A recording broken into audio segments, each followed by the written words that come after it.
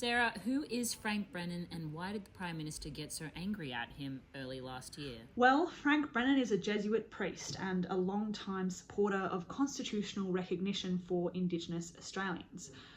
But the Prime Minister got pretty mad at him in early 2023 because he spoke on radio about his concerns to do with the voice and how it might fail. He also went ahead and released a letter that he sent to the Prime Minister in November 2022 about what the Prime Minister could do to give the voice a better chance. Because he was so angry, the Prime Minister, as the Australian understands, called Frank Brennan in February 2023 to tell him that he was being politically naive and even feeding the no case. What do we know about the phone call the Prime Minister made to Frank Brennan in 2023?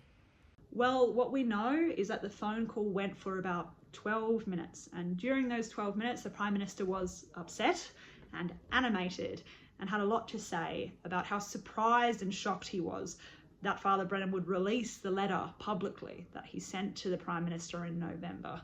Again, he was talking about the misstep Father Brennan had made by going on Talkback Radio and releasing that letter, that it was politically naive and the wrong thing to do. So what were Frank Brennan's concerns with the voice that he talked to the PM in the letter and on the radio? Father Brennan's concerns with the voice are similar to the concerns of lots of Yes campaigners who have since come out to talk about what they wish Labor and the Prime Minister had done better. Chiefly, this comes down to Labor and the Prime Minister not really seeking bipartisan support, not putting in enough effort to get the coalition on board.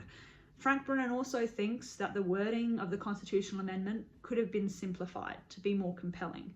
He also talks about how the whole process of putting together the amendment and going to the referendum, it was done behind closed doors. It wasn't inclusive enough. There were lots of hand-picked experts and Indigenous leaders rather than a process of parliamentary inquiry, of a constitutional convention, which would have brought more people on board and had them be collaborative in the process to get the voice done.